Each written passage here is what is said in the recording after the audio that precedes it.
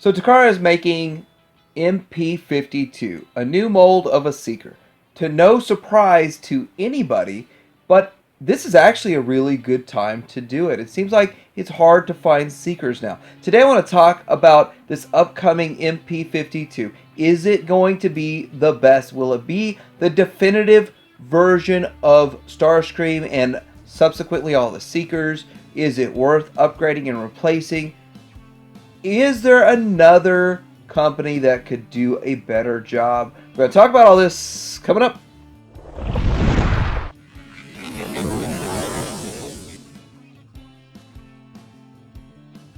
So in the early days of the Masterpiece line, we got the MP-03 Starscream, which surprised me personally. Now, it has something to do with the Japanese market, the coloring of it. I didn't really understand all that. We didn't know if the Masterpiece line would go past 3, 4, 5 figures. We didn't know it would turn into what it is today. And back then, this thing was still like $160, $180, depending on where you bought it. It was a very expensive figure, and it didn't match the US cartoon, which is what I wanted. So I was kind of confused and frustrated when I saw this figure. Version of the MP-03 that came out, I think it was about $55. I was happy with it because of the fact that it had the right color scheme for the US cartoon, and I just kind of accepted the fact that it had some of the issues like the Bushido blade things going on at the sides and a few others. I didn't like the lower legs. I thought they were kind of small, but at the end of the day, it still looked like a Starscream from the cartoon, and you can fake it by kind of pushing those sword sheaths out of the way, and it worked. Somewhere around 2012, Takara gave us the MP-11 mold. Now, the MP-11 mold was a massive improvement. Now, since they're trying to say this MP-52 is the 2.0 version, let's look at this and see how close these are. They're trying to say that both of these are the same version. I completely disagree. There are so many remolded parts, reused parts. The entire lower legs look completely different, which is good.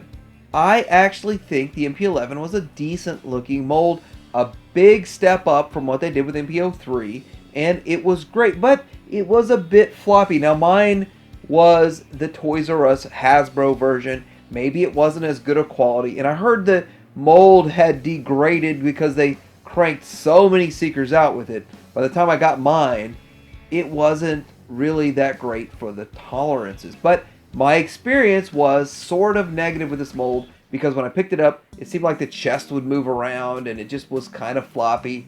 But that is probably, mileage may vary. So enter MakeToys. MakeToys came out with a really good looking mold. Now, it fixed a lot of issues from the MP-11. In fact, it looked so smooth and clean and toon accurate. It wasn't perfect though. The face, the head was too dark. It just didn't look quite right with the face, and the lower legs were kind of too big. I think the whole chunky lower leg piece that goes along with this whole MakeToys version is for a simpler transformation. And then again, the pelvis area kind of shifts around, so it's not perfect, but it looked good from the front, and that made everybody happy, including me. Now, looking at the MP-52 that's coming, we've got a lot of pictures, and looking at these pictures, it looks great. It looks almost like the cartoon. So I snapped this picture right out of the cartoon myself, and looking at them side by side, they look very, very close. I do want to point out that you could watch the entire series of the G1 Transformers, take 100 pictures, and have 100 different looking versions of Starscream. So this figure here, looking as close as it does to the one frame that I found, is quite impressive. But I do want to point out the color scheme. I always think of Starscream as a brighter white version, not kind of the grayish that they used. So I'm not 100% sure why, but I did find a picture of that grayish. So I believe this is from Fire in the Sky. I just clipped these pictures back in the day so that I could use them for another video, and I keep them so I could reuse them for videos such as this. Anyway, it does kind of look like he's gray. It might be a shadowing thing that they were using for the animation for this one still, but it does kind of match there. Animation accuracy aside, this version of Starscream does actually look really good. There are a lot of pluses, a lot of things to like about this figure. And yes, he's not 100% perfect, so it kind of raises a question like, will there be a better one in the future? Should I stick with my MakeToys? Should I wait for MakeToys to make the rest of them? And a lot of this is confusing, but let's look deeper at this guy. This picture here shows a lot of articulation. Just a ridiculous amount of articulation. And another thing is that he looks really solid. I just felt like the MP-11 was kind of floppy around. It didn't hold together very well. I feel like MakeToys still has some of the same issues as MP-11 where it's a bit floppy. But with the MakeToys, when you get it into position and just adjust the pelvis and all that and leave it on the shelf, it looks fine. But maybe there's more to it than just that. Looking at Takara versus MakeToys, which I still think MakeToys did a good job. I think they did. I think they beat Takara at their own game. And now Takara's coming back and wanting a round two. And Takara's does look better. One of the biggest issues with the MakeToys was that lower leg piece, and Takara fixed it. It looks so toon accurate. It looks great. And even if it wasn't too accurate, it doesn't make sense the way MakeToys looks for the lower leg. But at the end of the day, it's still not horrible. It's not the end of the world for the MakeToys. But if you look at it overall, I think it does beat MakeToys. And I'm not surprised. Takara wasn't going to just let this go, let MakeToys win. They had to win. But they win on 12 figures now. Now I have to point out the back, and yes, I did get this picture of the back of a MakeToys from ShowZ. ShowZ has finally posted their price for the MP-52.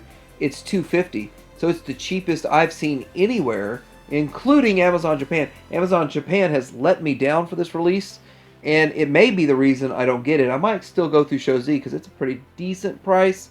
But looking at the back of these things right there, MakeToys is a mess in the back. And I just don't think about it so much because I display it from the front. But Takara does clean up from the back. Now, it doesn't bother me. MakeToys being a mess in the back does not bother me at all, really. But it bothers some people. And if it does bother you, if you care what they look like in the back, if you show really animated looking displays and you might see the back or something, maybe he's aiming to shoot at Megatron, you'll see his back in your display or something, it's a big deal. For me, it's not so much. Let's real quick get into some accessories. Takara usually goes over the top with accessories. You've got 5 faces, and I'm disappointed that you don't have 5 heads. If you got 5 faces, they made heads with their Optimus Prime. I liked that, but they didn't do it with Starscream. They had a Starscream head included with Optimus Prime. They didn't do a Starscream. So, I don't like the face swapping.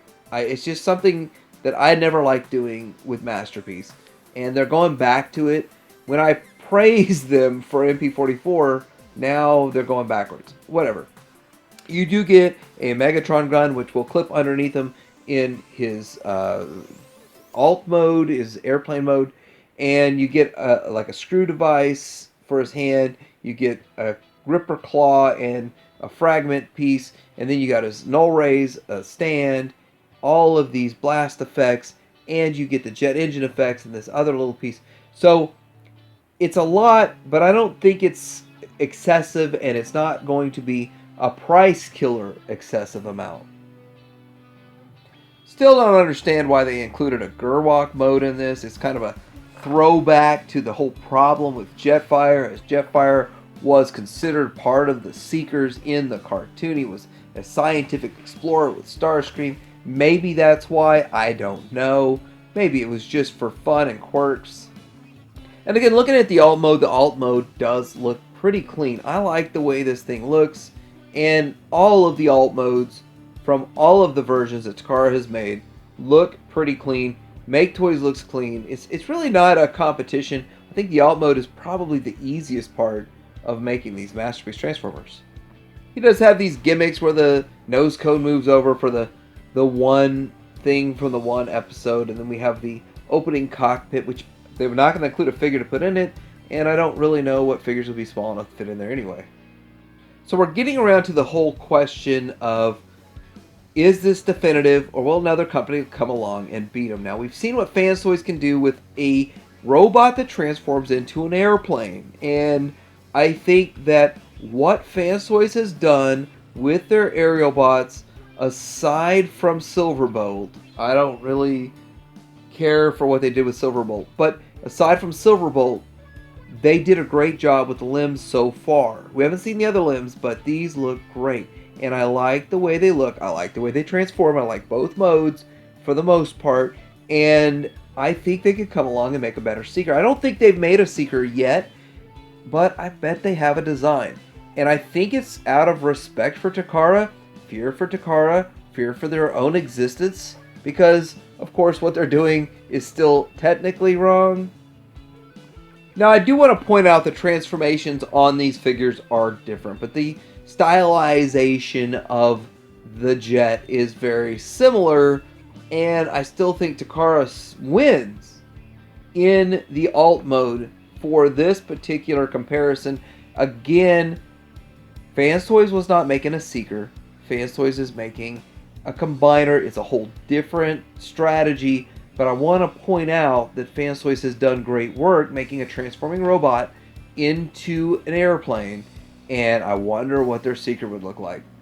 So I do want to tell you, I've made this video about Seekered Out a year ago, and I was kind of done with Seekers. I was tired of how there was the MakeToys and all the different versions of Takara. We knew a 3.0 was in the works. All of us knew it was coming. And I actually sold off all of my Seekers back then. Around the time I made this video, I sold all of them off. And it turns out I sold them off for way too cheap. Seekers are commanding a high price right now. It's kind of crazy, but they are. And it's because there's just nothing out there filling the market, and people still need Seekers in their collection. Takara has timed this right, and I think they did a good job with the timing of this, and it makes me think that they shelved this entire figure for the right time. One of the things people like to point out to me is that Takara has taken a step backwards with this release when it comes to the hip skirts. And if you look at the hip skirts, they are old school style hip skirts, which starts to make me wonder that this might be an old mold that's been on the dockets for a while. Because, you know, MP-11 came out 8 years ago, technically, and now we've got this somewhere between 2012 and now. They came up with this design, and they're just now releasing it on us. But it's been a buzz for years that it's been in the works. So it's kind of interesting that they're putting it out now and showing an old type of design for a hip skirt. I would have thought they would have like changed that or updated that. We'll see when it comes to transformation if that's even possible. All this. Do you think Takara is going to have the definitive version? Do you think FansToys will come along and make one? Another company will make one? Or are you still holding out for MakeToys to finish their Seekers? I know MakeToys is good, and I have MakeToys, but they seem to have stopped. And I'm wondering if they're going to finish them. Let me know what you think. Like, subscribe, Tony Hanger out.